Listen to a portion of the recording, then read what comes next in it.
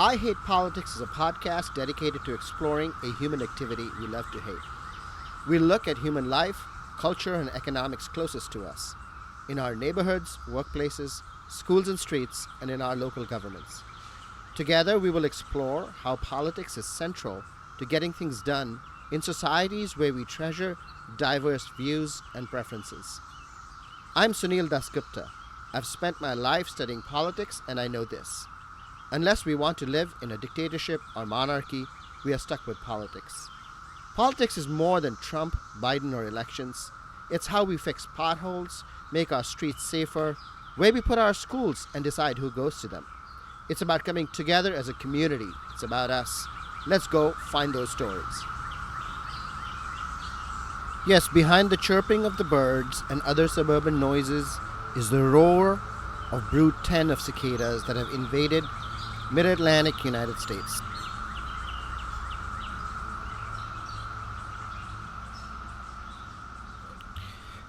As school ends in this extraordinary year, we are going to do several upcoming episodes on school-related topics. This week, my guests are Daman Harris, principal of Wheaton Woods, a Title I elementary school in Aspen Hill, where over 80% of students qualify for free and reduced price meals, an indication of high poverty. And the school was a site of an MCPS learning pod during the pandemic closure. Daman Harris will talk about coping with the pandemic at a time when the face of MCPS is changing. I'm also joined by Montgomery County Board of Education member Karla Silvestre to talk about the upcoming surge in unaccompanied minors the county and the school are expecting over the summer. In this episode, we use original music from Bad Robot Jones, a Washington, D.C. area band of escaped androids on the run. Mixing punk, progressive, and indie rock, they play songs about assassin robots, Vulcan rituals, and the fall of galactic empires. Zach Parkman on vocals and guitar, Doogie Whitaker on bass and vocals, and Joey Jenkins on drums. If you want to showcase your music on the podcast or know someone who might, please email ihppod@gmail.com.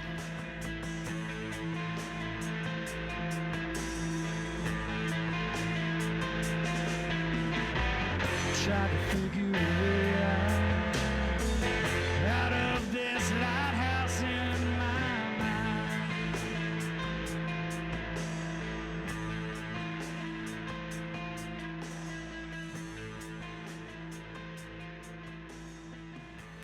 Now, the news roundup. DC Mayor Muriel Bowser has made a big move on affordable housing. She announced plans to invest nearly $500 million with a B in helping build 2,700 new subsidized housing units in the next 2 to 3 years. In contrast, the Maryland and Virginia suburbs surrounding Washington, D.C. are playing small ball. Montgomery County, for example, has put aside $100 million for similar purposes, though the needs are much larger. These dollars come from the Federal American Rescue Plan, so it's surprising that other regional jurisdictions, also faced with similar housing shortages as Washington, D.C., are holding back.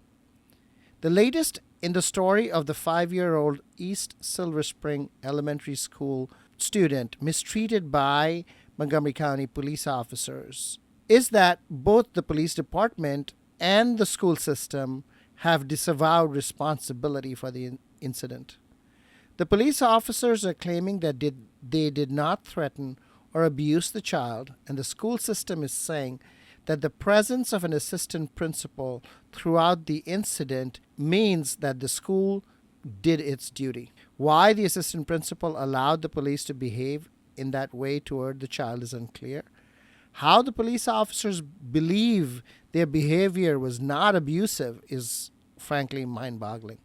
Chevy Chase, which has one of the highest per capita incomes in all of the United States, is getting $2.5 million in COVID rescue funds from the federal government. There is something obscene about the super rich getting government aid, but it brings up an important public policy question.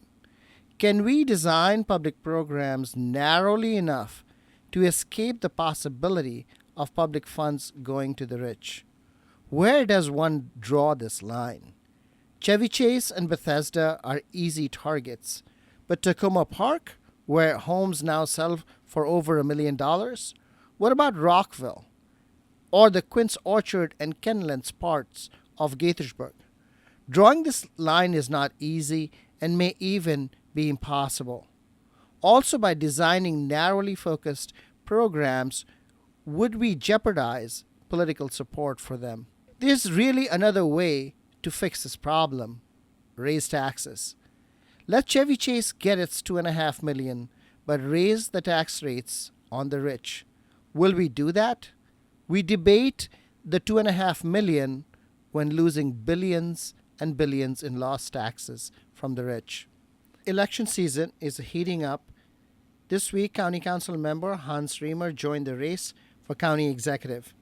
Incumbent Mark Elrich and 2018 challenger David Blair have already announced. Riemer's impact on the county executive race will be interesting to see. He has positioned himself as providing a third middle path between Elrich and Blair, a progressive who brings much-needed change to the county, which is an argument against Elrich's old-style civic federation and labor union-based politics. And Riemer brings actual experience in county government. Businessman David Blair has no government experience. In the county council races, former state delegate Marise Morales is facing off against Montgomery County Planning Board Vice Chair Natalie Fanny Gonzalez for Nancy Navarro's seat in District 4. At I Hate Politics, we will not only be covering local and state and some federal races, we are planning a series of in-depth candidate interviews, having personally been through the speed dating experience offered by candidate forums. I'm asking candidates to pick a topic that shows them off at their best, and I will interview them in depth in that subject matter. If you are a candidate or have a favorite candidate, please reach out at ihppod@gmail.com or on Twitter at ihppod. I'll be back with Daman Harris, principal of Wheaton Woods Elementary School.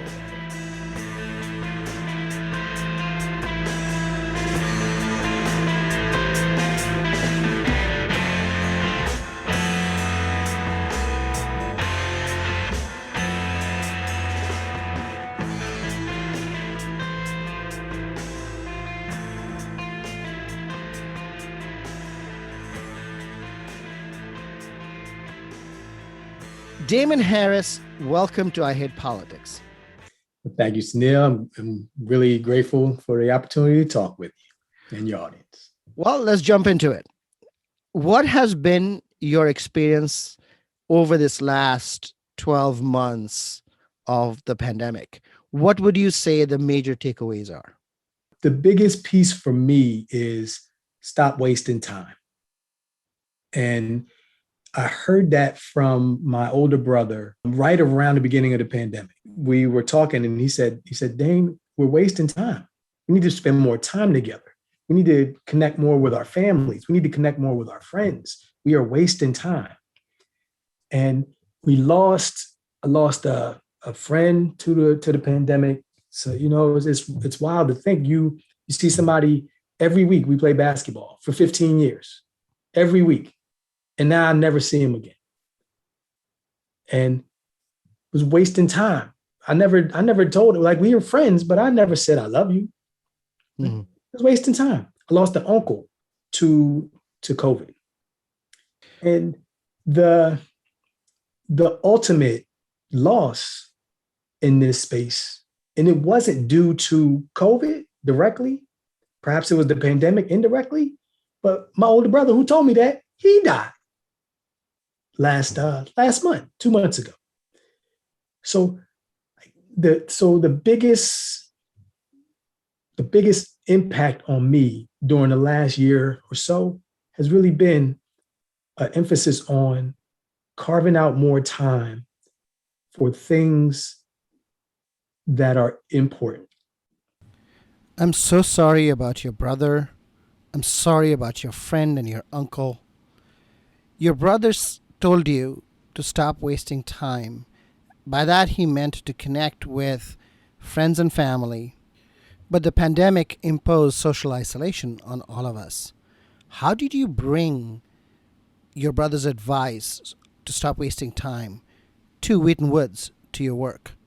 So when I say stop wasting time and focus on what's important, early on in this space, I had to narrow the focus and tell my staff, hey, I hear the noise outside about we need to do this and school should be doing this and what is wrong with teachers and the unions and the kids. And I hear it. And I tell my families, I hear the noise about immigration status, about building walls and coming out of the election and all. I hear it. Let me help you focus on what's important. Our work together. Did you lose any students, families of students, or staff? Yes. So our students, we had some of our students lost family members to COVID. What about staff? No. So we had staff members who were greatly impacted and have long-term sort of long hauler sort of impacts, but that we've discussed, but not no deaths. How did you resolve the challenges with respect to sort of access, maybe Chromebooks or Wi-Fi? What did you do? My school is about 500 students, and we are 83% eligible for free and reduced meals, and we have more than anywhere between 50 and 65% in a given year who are English learners. The majority of my students are first or second generation Americans whose family have come from Central America or Ethiopia. Okay. Those are the two largest areas. So we assured our families that because we had computers, we had almost a one-to-one that we were able to do over the course of a couple of years in terms of Chromebooks. We assured our families that we're going to give you these computers. I don't know what the school district is doing. You're going to get these. You're going to have these computers. You're going to have some computers. These or others, right, but that you'll be able to connect. We couldn't figure out the internet connectivity piece though. So that was the piece that we were really waiting with bated breath for the school district to make a decision. And when the district said, "Hey, we have these hotspots," then we were over the moon. The other piece for us though is the language barrier. Okay. So now we're sending Chromebooks home to 5-year-olds with families who mom may have to work and grandma is home, right? Grandma speaks Mandarin, auntie speaks Amharic. They're not English very well. So how are they going to go to log in and go to Zoom and read these directions? What did you do? We do what we always do. We ask, and we call, we go door to door.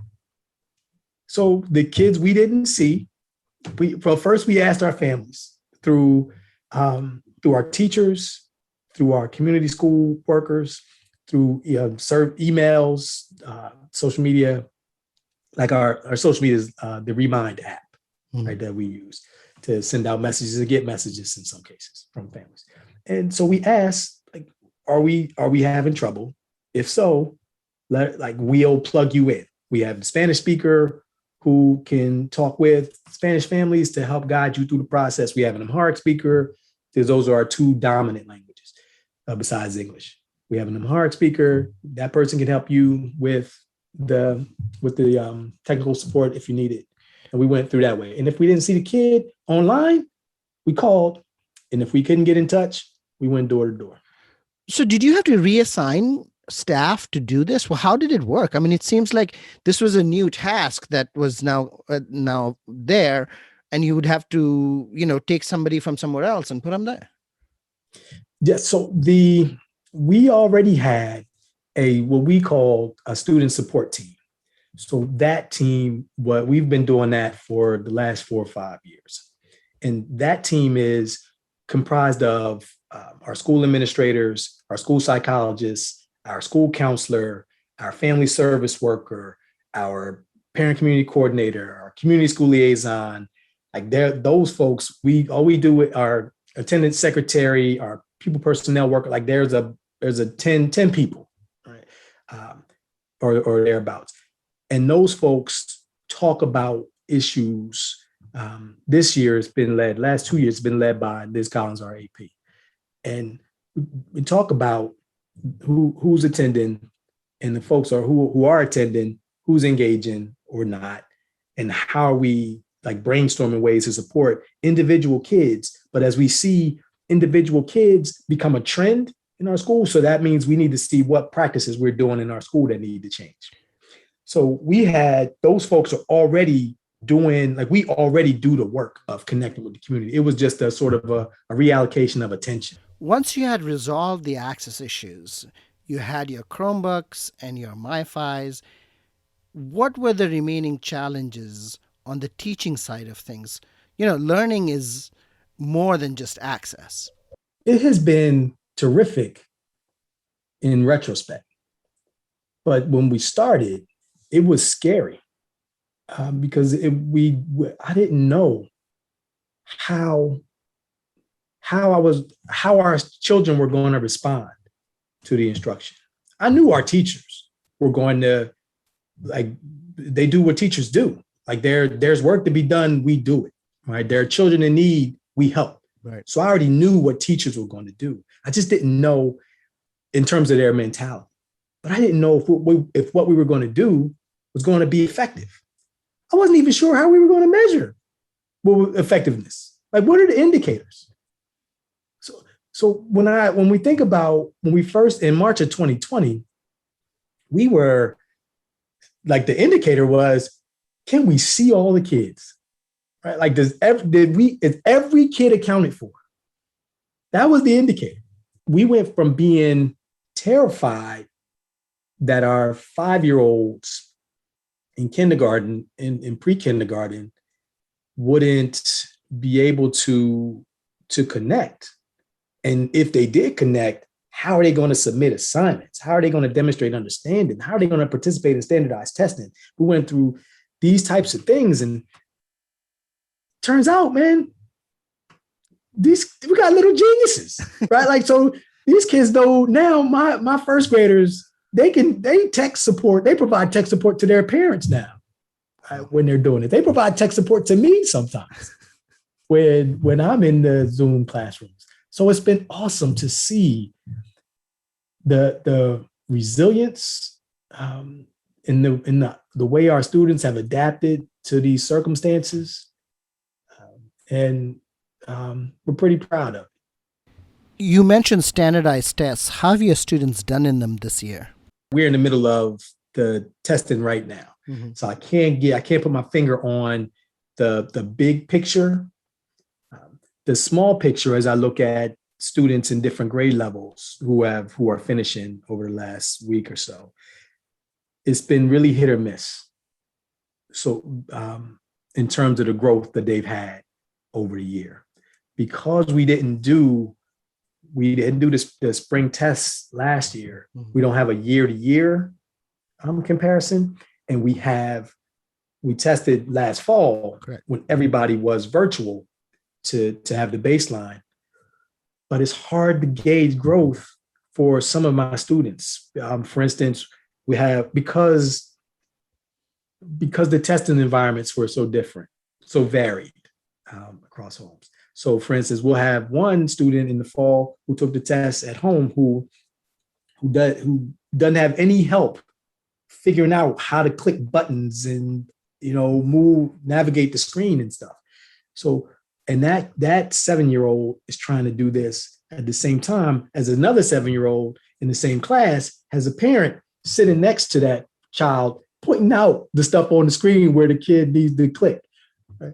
So it's hard to gauge. It's back in the fall. Now in the spring, we have more students who are here, but still a third of us who are here. Still not all of my students are in person testing. You mentioned that there's a child, 7-year-old, working on its own, taking the map test, and the other sitting with the parent and taking a map test, and that makes a difference, right?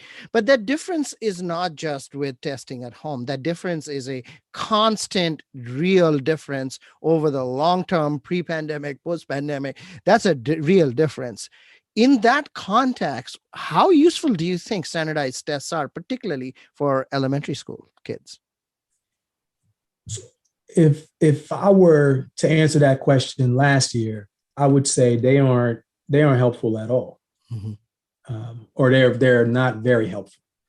Because we would be really reliant on a family member to tell us how a student is performing, and how much help they'd be getting. Now, I think differently about it. I think if we have the more time, the more opportunity we have to talk to our students and their families about testing protocols, and the more comfort they sort of develop over time, I think we'll be able to get more consistent data from that. I don't think we're there quite yet, but I think if we were to do this like another year, I think our folks would get a sense of, okay, I know I can't help with this. I just help with the login and then I step back or something like that. So are you suggesting a parent education part to this? Oh, always. But there is the education is two-way, right? So it's not just the parent education, like the schools imparting information to the families. It's also the families imparting information to us in the school building. But yes, so we should be talking to our families about what virtual testing protocols look like. And they can talk to us about how school in-person items could look better, more like what they do at home. Because some families say, my child does very well in learning some of the things that I try to teach.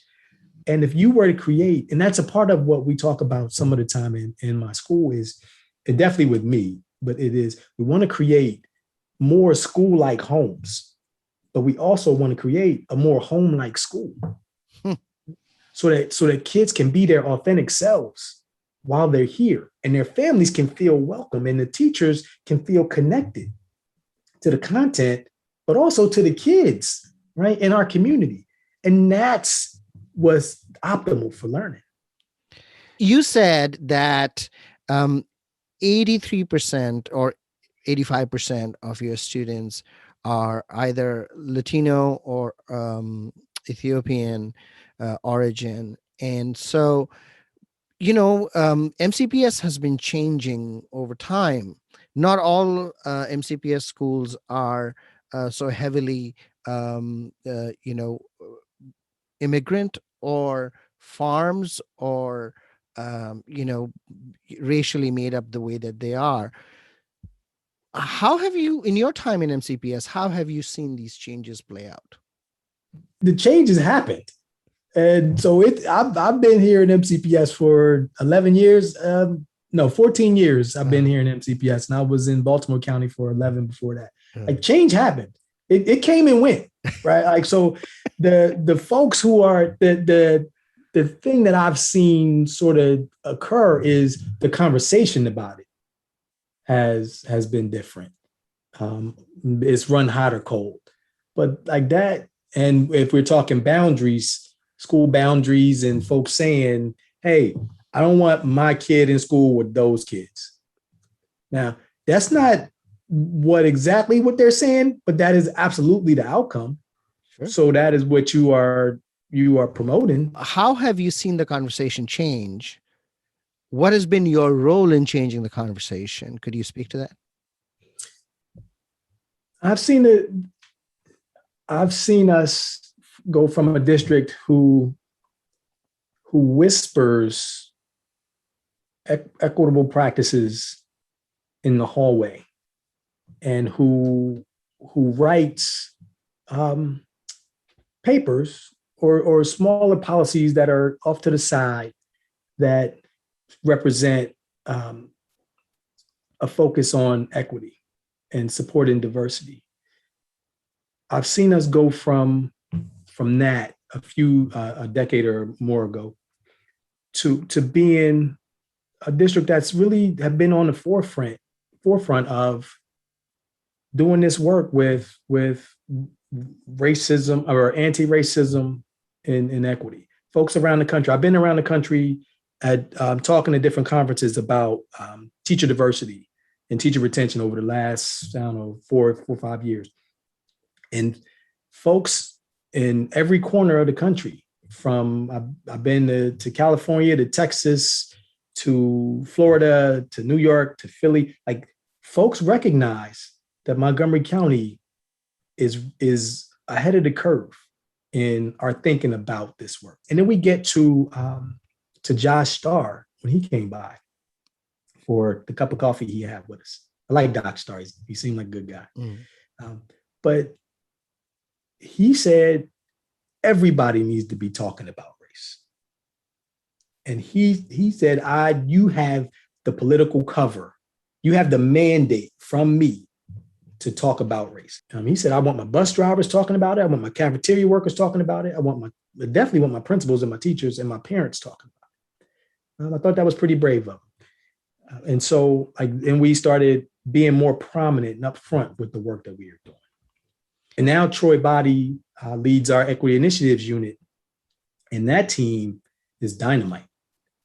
It is comprised of some of the best and the brightest that we have in the district. There is a lot of value given to school integration. And I absolutely think that's where we should be going. And that's what Brown gave us. And that's the law of the land. And there is so much good to come out of it. But I've heard many African Americans say that integration in the way that it has been practiced has failed. Do you find that a convincing argument? My gut feeling with it is that there is a sense of, or at least there was a sense, listening to my grandmother and my mother talk about their schools when they were segregated, that there was a sense of love for the children that is missing in classrooms today. So I don't know if that is, I definitely know that in our society that we are stratified by race, like Isabel Wilkerson writes in her book Caste. Right. Definitely believe that. But I think that there is a lack of connection, a loving, caring connection in a lot of cases between teachers, administrators, and students and their families. And it can go both ways, because if folks don't feel connected, they're not going to show love from the students to the teachers, or the families to the administrators, or vice versa. Daman Harris, thank you so much for coming on I Hate Politics.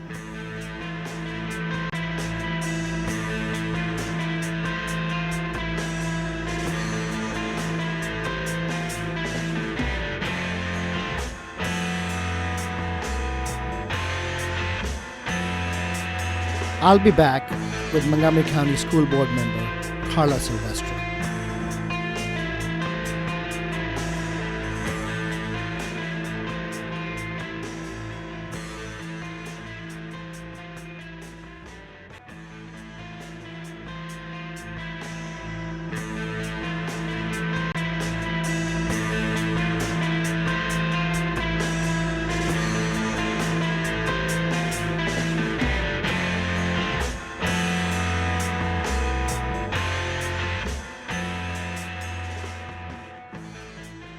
Karla Silvestre, welcome to I Hate Politics. Thank you for having me, Sunil. It's a pleasure to be here. Can you give us a sense of what the numbers are, how many students we have in MCPS who are unaccompanied minors? Well, as you know, Sunil, our Office of International Admissions is the office that receives anyone that has gone to school in another country in the past school year. And so they're the ones that have been tracking this information for years. Mhm. Since, I believe, 2016, we have seen increasing numbers of young people coming from Central America on their own. Sure. That number peaked about 2 years ago. We had about 1,000 unaccompanied minors come into our school system. The border was closed last year, so no one was coming in. And as of February of this year, we've had about 100 unaccompanied minors. The estimates are that we might see up to 3,000 this summer in Montgomery County. That's a lot. Yes, that's more than we've ever seen before. And so the county is really mobilizing to be ready to accept them. Okay. What is the process by which they get here? First of all, the root causes. I'm from Guatemala, so I follow this very carefully. Most of the students coming from in the last few years have been from Guatemala. And it's really just crops failing, climate change impact, the hurricanes, natural disasters that we've had recently, all of that with the pandemic. It just has created a perfect storm for there's nothing to eat. I need to go and find a better life. All that with the usual problems that we have down there in terms of gang violence, corruption, lack of opportunity for our young people, even if they have the luxury to go to school. And so they come, sometimes they pay a coyote, a smuggler, to get them to the border. Sometimes, as you've seen in the media, they join these caravans and they walk their way up through Mexico to the border. They turn themselves in, and then the government puts them in detention while they process. For unaccompanied minors, the goal is to reunite them with a family member while they go through judicial proceedings to see if they have a case for asylum here in the United States. And so the whole process of processing them so that they can get reunited with a family member, all for the purpose of going to court and having their day in court to be able to say, yes, I do have reason to be here because I'm an asylee or refugee. And if not, then they get deported to their home countries. So this process is managed primarily by Customs and Border Patrol? Yes, and with FEMA recently, because it's such a large scale operation that they needed help. And the young people that come to Maryland and Montgomery County in particular, they are sent here because they have relatives here. Why are they, what is the selection process? Yeah, the goal is to reunite with a family member, either mother, father, or a relative. That's the majority of the cases. And so, as you know, the DC metro region has been a host to chain migration of Central American families since the 1980s. Sure. And so there's a huge community here, and we're one of the biggest receiving communities in the country as a result of that. There's some relative here that they can get connected with. And because Guatemalans and Central Americans have come here in the past, that's why we have a large numbers coming today. Exactly. What are the challenges of having them in MCPS? Well, one of the challenges is that the majority of the young people that we're seeing are 14 years of age and older, and they're boys. And so with interrupted education, without speaking the language, so that means you're a ninth grader and you have 4 or 5 years to learn English, get all your high school credits ready. And usually you have a debt to pay for the smuggler. So you also have to work in order to pay that debt so that your family doesn't get extorted. So the biggest challenge is just, the language, the lack of academic consistency in the record, and being able to manage academics and work when we're not really a system designed to support working students. Not to mention the social emotional trauma that students bring as a result of having been separated from their families back home, the struggles in being smuggled, and then reunification. You haven't seen your mom, biological mother, in 10 years or so, and now you have to live with them. And what does that mean? There's maybe some American-born siblings that are very different from you. So there's all kinds of things that are challenging. But we've been, as I said, we've been receiving these students for years, and this may not be a great figure, but more than 50% graduate. And so it's not a great figure, but we have. What do you mean more than 50% graduate? You mean graduate on time, or only 50% graduate, others just drop out? Only 50% of this population, the ones that come as high school students with interrupted education, it's 50 something, 55, 54% have graduated in the past few years in 4 or 5 years.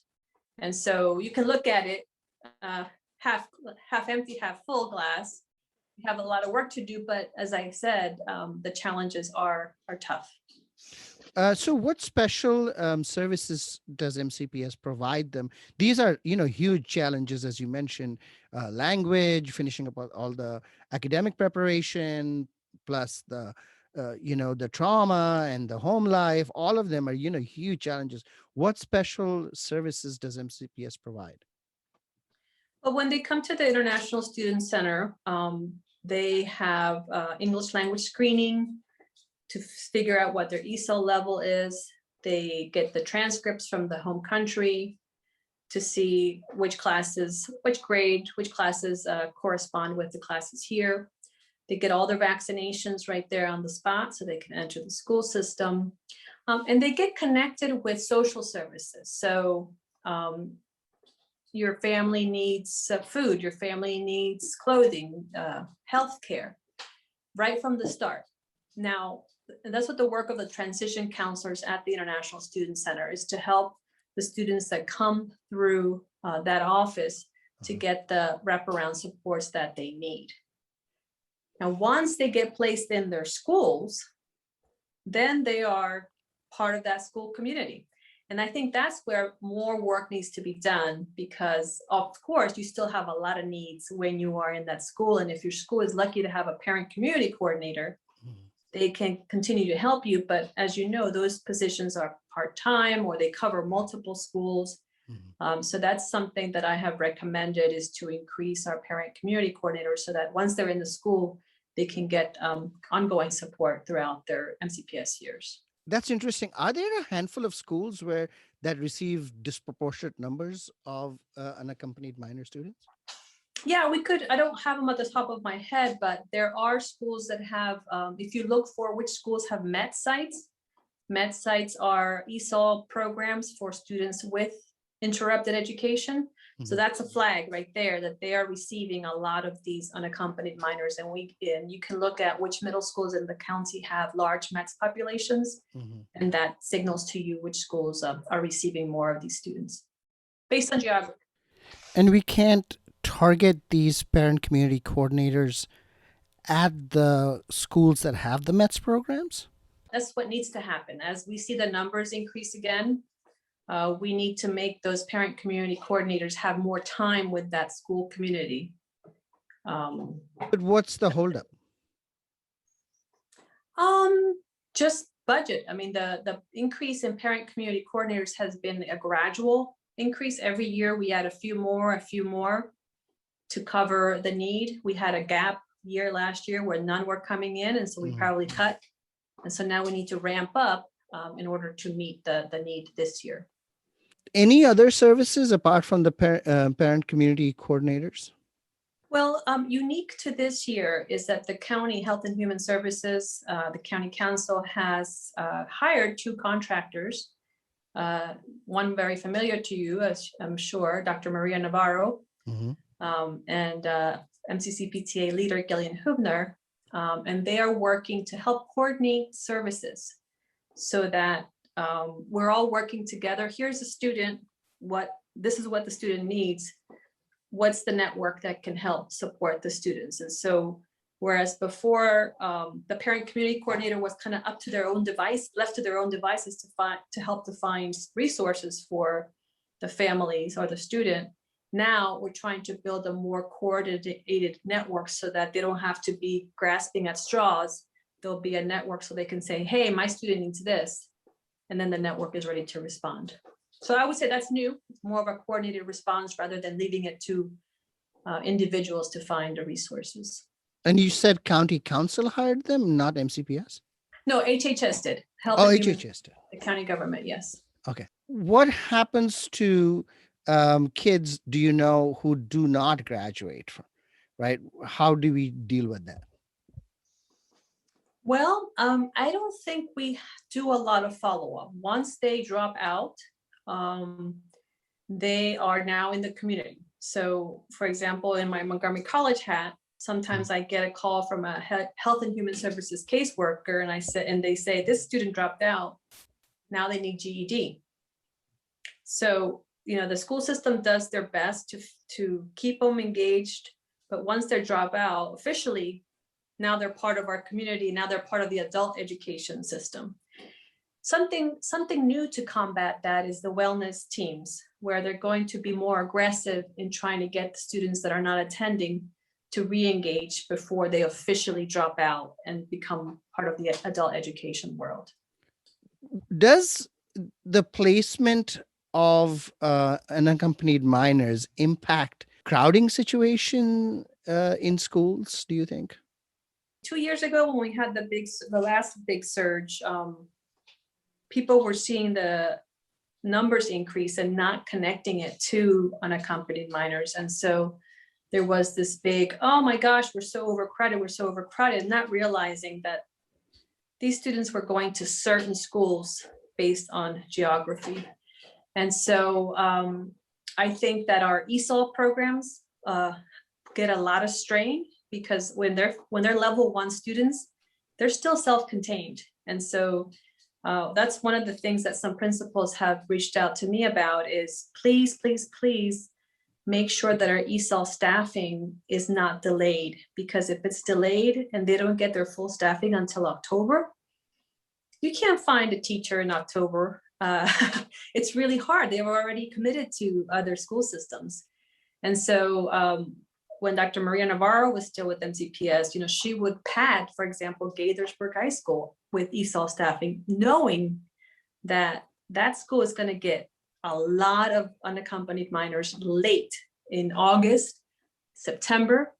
And so they were more nimble and ready to respond to the population. So to answer your question, yes, they do impact crowding in our schools, but in certain schools that have historically received more of the unaccompanied minors, such as Gaithersburg High School, which has the largest ESOL program in a high school in MCPS. So this is very interesting. So when Maria Navarro was there, she put extra positions, ESOL positions in Gaithersburg to be able to sort of foreseeing this problem. So, can this not be done elsewhere? Yeah. Why are we waiting until October for staffing? I think that's what we did the first year when we were surprised by the surge. And then the years thereafter, Dr. Navarro in her former capacity would, for lack of a better word, kind of pad the ESOL staffing, knowing that this is the trend, and we learned from our mistake that first year. I have heard that MCPS is trying to push English language students into the mainstream earlier than they used to before. Is there any truth to that? What's going on there? That's more in our upper level ESOL, like levels 4 and 5, having them mainstream with high school English. With supports. And so rather than waiting for you to be completely out of ESOL to take high school level English, get you out of there sooner so that you can be challenged and not wait for that high school level content that is only going to take you longer to graduate. Maybe you are ready. You just need more support as you're taking that high school English class. What more support is available as you push these students out into the mainstream? Well, what we have been starting, it got delayed with the pandemic, is co-teaching. English, high school English teacher, co-teaching with the high school ESOL teacher. So that the teacher's teaching her normal thing, and then the ESOL teacher is there to, okay, did you understand this? This is how you do it, kind of the scaffolding. It's kind of like a special education model where, we want to expose our special education students to the mainstream classroom with support. We want to expose the ESOL students to the high school curriculum with support sooner. This is interesting. As a teacher, I dread co-teaching because it's one of the most difficult things to do. It's incredibly hard to have another person in the classroom and to coordinate with that person. And every time I need to do something, I'm looking over my shoulder, and I've done it, and it's extraordinarily hard. Do teachers need more planning time to be able to do this coordination? I think that, like I said, there was going to be a big summer professional development rollout last year. It got canceled. Teachers have been resourceful and done what they could to do this co-model. And this summer is the first time that we're doing this true big professional development rollout for English teachers and high school ESOL teachers. So who doesn't need more planning time? Yes, I imagine, like you said, it is challenging to do it together, but we haven't really heard from teachers yet because the big professional development push hasn't happened, and it will not happen until this summer. Is this professional development part of the pre-service that teachers do 7 days prior to the reopening of school in the fall, or is this supposed to be done on their own time? I don't know when the professional learning is happening. All I know is it is this summer. No, I'm just curious, will it be part of the mandatory learning, or would it be part of the professional development that is left to teachers to do on their own time? That's a good question. I'd have to find that out. Are you looking forward to ending the school year, going to graduations? Oh, yes, I can't wait. That's always the best part of the year. And it's going to be special this year. I like having graduation at the school sites. I think that's a new thing that I'm actually hoping it will stick. Let's see how the rain cooperates with us. But I've done the Damascus High School before graduation, and it was nice to be in the stadium and see all the parents and families in the stands. Personally, I like that better too. So, well, good luck bringing the school year to an end, and I hope you'll come back and talk more about MCPS. There's a lot going on there. Yes, there is. Thank you, Sunil.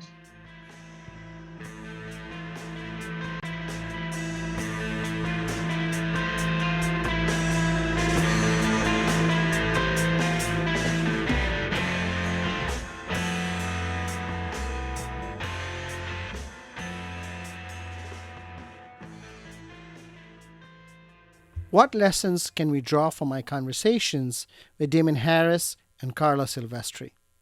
First, MCPS, it would seem, has already transformed from being a predominantly white public school system to a majority minority school system. And this transformation is still continuing. Second, the changes brought about by this transition demands that MCPS itself change the way it does business. You heard Karla Silvestre talk about the demands of accommodating large numbers of ninth graders who know little English, possibly have literacy issues, have suffered trauma, and many work if only to take care of littler siblings. But you also heard Daman Harris speak to the persistent controversy over school boundary change, and how hard it has been to hire a more diverse and representative teaching staff. He talked largely from his experience as an African American educator, a leader not only of a Title I school, but also of the Bond Project, whose mission it is to encourage men of color to join and thrive in the teaching profession. Third, while the pandemic has impacted learning, it seems students may have learned some unexpected lessons about technology, about collaboration, about managing their thoughts and their feelings, and perhaps even their identities in a virtual world. Test scores may not capture this learning, but the last year has raised an even more important question. Which standardized tests are really important and for what reasons? Lastly, education policy is public policy.